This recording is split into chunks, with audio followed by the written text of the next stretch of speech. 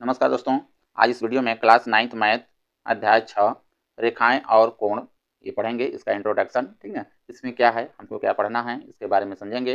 देखिए, रेखाएं एवं कोण के अध्याय में हम लोगों को पहले देखिए बिंदु। बिंदु क्या होता है, जैसे देखिए बिंदु यहाँ पे समझते चलिए। जैसे बिंदु देखिए, ये मेरा बिंदु होता है, एक बिंदु, ठीक है। तो देखिए रेखा कैसे खींचते हैं। जब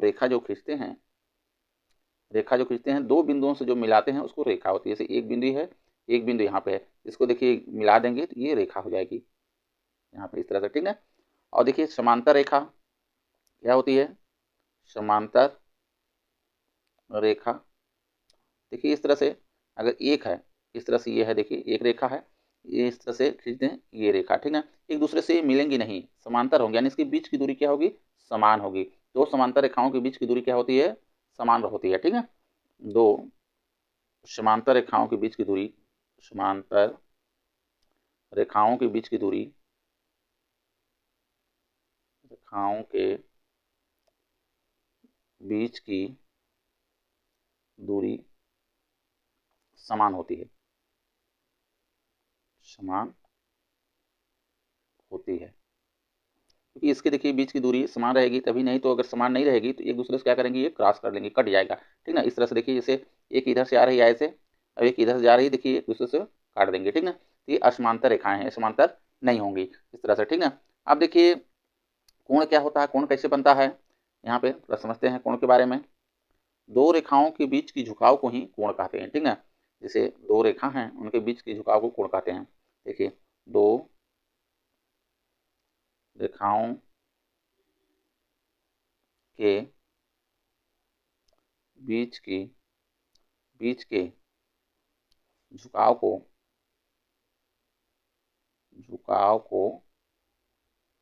कोण कहते हैं, कोण कहते हैं, ठीक है दोस्तों। देखिए आगे इसमें इस तरह से, जैसे एक रेखा इधर से है ये, और एक रेखा ये है, ठीक है। इसके बीच की झुकाव देखिए ये है, ठीक है। मान लेते हैं बीच की झुकाव जो भी है एंगल बनेगा उसको थीटा मान लेते हैं, ये थीटा है, ठीक है। इसी क्या कहते हैं, कोण कहते हैं। अब देखिए कोण कितने प्रकार के होते हैं, ठीक ना। कोणों के प्रकार यहाँ पे सब, कोण कितने प्रकार के होते हैं, कि कोणों के प्रकार, ठीक है। इसमें देखिए एक न्यून कोण होता है, ठीक है। पहला न्यून कोण, ठीक है। न्यून कोण देखिए वह कोण होता है जो देखिए 0 से लेकर 90 अंश के बीच के जो कोण होता है उसको न्यून कोण बोलते हैं। इस तरह देखिए फिगर इसका बनेगा, जैसे ये देखिए मेरा रेखा होगी, ठीक है। यहाँ से इस तरह से ये है, इसको बोलेंगे न्यून कोण, ठीक है। इस तरह से कोण को, यानी यहाँ पे देखिए 0 से 90 अंश, 90 अंश का देखिए सीधे सीधा होता है, 90 अंश होता है, ठीक है। इसके बीच का जो कोण होता है उसको बोलेंगे न्यून कोण। यहाँ पे देखेंगे 0 अंश से 90 अंश के बीच का जो कोण होता है उसको बोलते हैं न्यून कोण, ठीक। आगे देखिए दूसरा कोण समकोण, देखिए, ठीक है। समकोण, समकोण किसे कहते हैं, जो 90 अंश कोण को समकोण कहते हैं, ठीक है। 90 अंश कोण देखिए इस तरह से बनेगा, इधर एक इधर, ये एकदम लंब होगी इस पे, ठीक है। इसे 90 अंश बनेगा यहाँ पे। ये 90 अंश कोण को समकोण कहते हैं। 90 अंश के कोण को समकोण कहते हैं, समकोण कहते हैं। आगे देखिए तीसरा अधिक कोण, अधिक कोण, अधिक कोण देखिए 90 अंश से बड़ा 180 अंश से छोटा कोण को अधिक कोण कहते हैं, ठीक है। इस तरह से देखिए 90 अंश से बड़ा होना चाहिए, ऐसे बनेगा, क्योंकि 90 अंश है ये देखिए, इससे आगे ले आएंगे, ये देखिए ऐसे, ठीक है। ये बनेगा, ये जो होगा इसके यहाँ के हाथ झुकाव को, ये अधिक कोण होगा, ठीक है। 90 अंश से बड़ा, ये देखिए 90 अंश क्या होना, 90 अंश और 180 अंश के बीच के कोण को क्या बोलते हैं, अधिक कोण बोलते हैं, ठीक है। ये हो जाएगा 90 अंश से बड़ा, 90 अंश से बड़ा और 180 अंश से छोटे कोण को,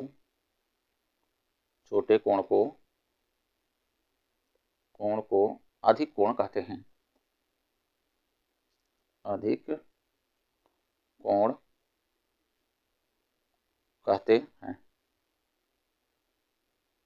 अब देखिए एक होता है ऋज कोण, ठीक है, ऋज कोण किसे बोलते हैं, चौथा नंबर में ऋजु कोण।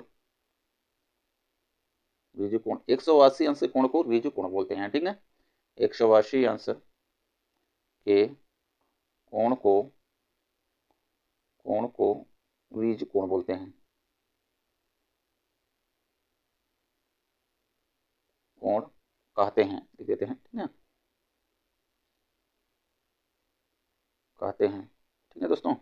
आगे देखिए बृहद कोण, ठीक है, बृहद कोण होता है 180 अंश से बड़ा, 360 अंश से छोटा कोण को बृहद कोण बोलते हैं, ठीक है, 180 अंश से देखिए बड़ा होना चाहिए और 360 अंश से छोटा होना चाहिए, इसके बीच के कोण बृहद कोण होता है, ठीक है, ये हो गया। अब देखिए इसमें आता है एक, इसको बृहद कोण को देखिए ये भी कहते हैं, इसमें इसको प्रतिवर्ती कोण भी बोलते हैं, क्या बोलते हैं, प्रतिवर्ती कोण भी बोलते हैं, प्रतिवर्ती कोण भी इसको कहते हैं, ठीक है। छठवां में आता है देखिए संपूर्ण कोण, एक होता है संपूर्ण कोण। संपूर्ण कोण यानी 360 अंश के कोण को संपूर्ण कोण बोलेंगे, 360 अंश के, ठीक है, कोण को ये संपूर्ण कोण हो जाएगा। यहाँ पे ध्यान दीजिए, देखिए इस तरह से देखिए ये रेखा, ठीक है, तो यहाँ से यहाँ तक देखिए ये यहाँ से यहाँ तक जो एंगल बनेगा 180 अंश होता है, कितना होता है, 180 अंश होता है। और टोटल एक जैसे यहाँ से लेके देखिए ये बिंदु है, यहाँ से टोटल ये इस तरह से जो एंगल बनेगा टोटल ये 360 अंश होता है, ठीक है, ये 360 अंश होता है। आगे देखिए एक होता है पूरक कोण, देखिए पूरक कोण क्या होता है, बहुत ही महत्वपूर्ण है ये चैप्टर का, पूरक कोण। देखिए इसमें दो कोणों का योग अगर 90 अंश है उसको पूरक कोण कहेंगे, एक दूसरे का पूरक कोण कहते हैं, ठीक है, दो कोणों का योग, दो कोणों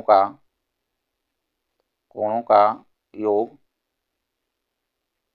90 अंश होता है,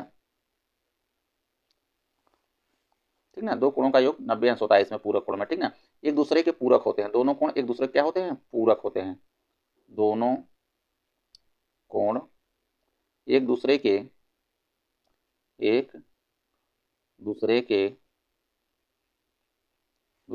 पूरक होते हैं, पूरक